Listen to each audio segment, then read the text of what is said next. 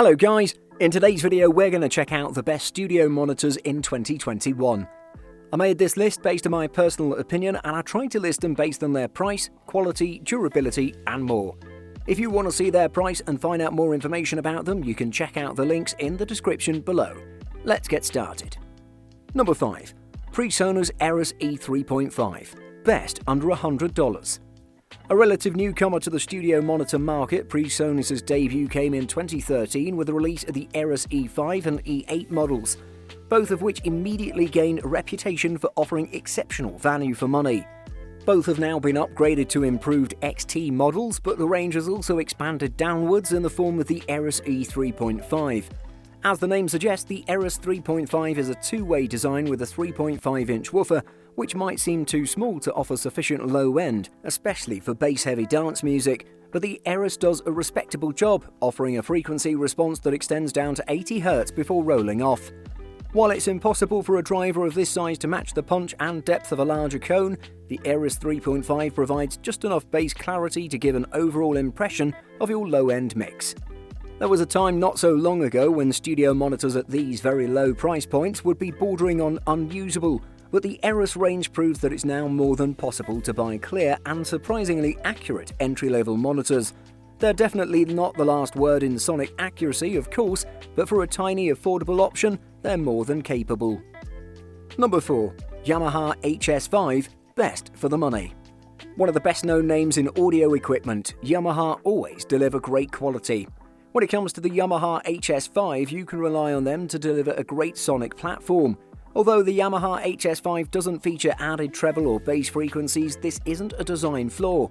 Instead, the HS5 is created to deliver honest and accurate playback. With newly developed transducers, an advanced magnetic field design ensures a regulated and seamless flow of magnetic response. As a result, you'll benefit from continuous sonic transitions and a smooth response over a relatively wide range of bandwidth. For this price, the HS5 is hard to beat. They give you excellent value for money and supreme audio and build quality.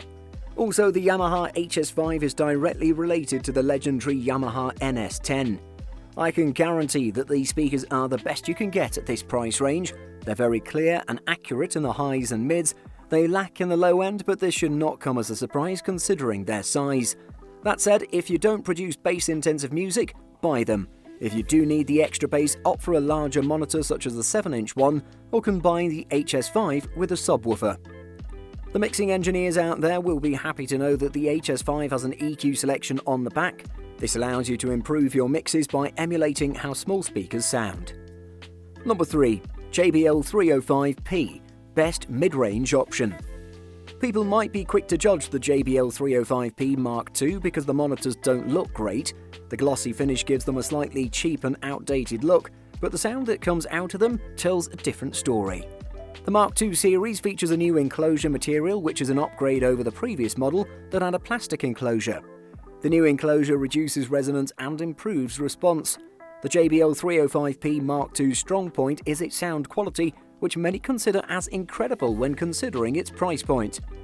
Many users specifically mention its highs and mid-range to be very lifelike, and they report that it helped them hear nuances they were not able to hear with their old monitors. The speaker's build quality also gets a lot of thumbs up.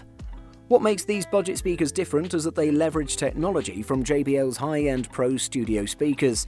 Technology such as JBL's Image Control Waveguide or ICW technology, which claims to break up audio frequencies for an expansive center image from nearly any listening position, while still allowing for the sort of accuracy you expect from near-field studio monitors.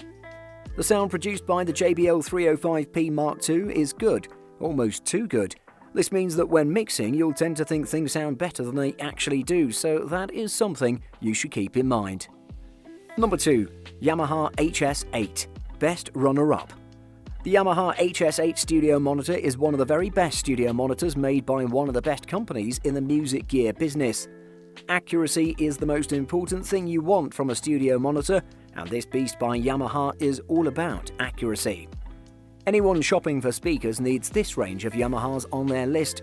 They do follow on from the heritage of the legendary NS10s, but with the sort of improvements and updated technology that makes the HS8 genuinely classic. Just look at them. Calm, understated, smooth, professional.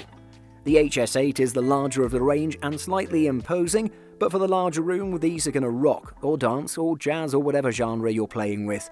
It's pumping out 120 watts of power through a generous 8-inch woofer, the sort of energy you'll feel in your chest. No need for unbalanced inputs, this is for TRS and XLR only. A little bit of tone control on the back helps you tune them into your space. The newly designed bi-amplified drivers and scientifically ported enclosures help deliver amazing accuracy and transparency. They won't make your mixes sound good automatically, they'll point out all the problems that you didn't realise were there and give you a chance to fix them. Definitely a great studio monitor that doesn't cost that much, so I honestly recommend this to everyone that's looking for a studio monitor that can do it all without breaking the bank. Number 1. Adam Audio A7X, best overall. If you're looking for a monitor with excellent frequency response, Adam Audio A7X is what you need. The X-Art tweeter is what stands out about this monitor. You're guaranteed of a frequency response of up to 50 kHz.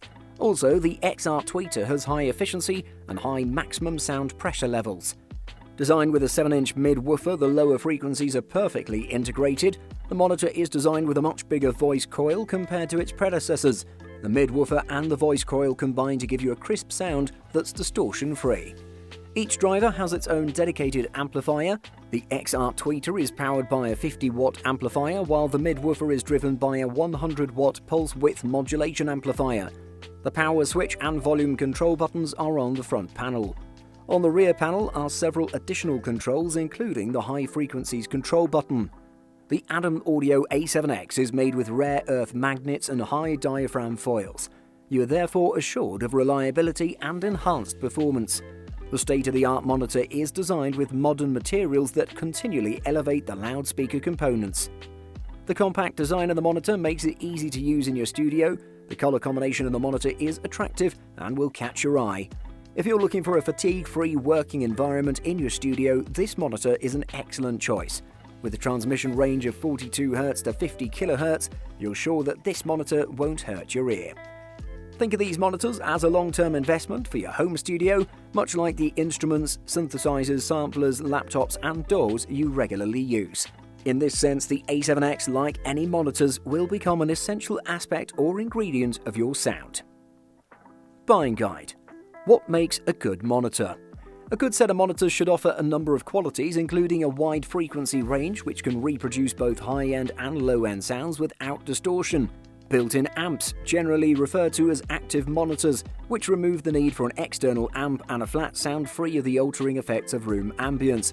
But essentially, good monitors should give an accurate reproduction of your original audio recordings, highlighting any weaknesses in the recording so you can edit them out of the finished audio and ensure your finished product sounds exactly as you want it to. What's the difference between passive and active speakers? Put simply, the difference between a passive and an active speaker is whether or not the speaker has a built-in amp for producing sounds at loud volumes. An active speaker will have an amp built into the speaker cabinet, while a passive speaker will require an additional external amp. This can be problematic if you're on a tight budget or have limited space. As a general rule, it is best for beginners to stick to active monitors. They're easier to use and far more common in today's market. Recording space acoustics. Regardless of your budget, it's important to take your room acoustics into account before taking the plunge on a new studio monitor set. There's little point in spending a small fortune on your setup, then putting it in a room that can't get the most out of it. And the sound of your audio can be affected by everything from the size of the room to the various objects contained within it, and the placement of the monitors themselves, so there can be a lot to consider.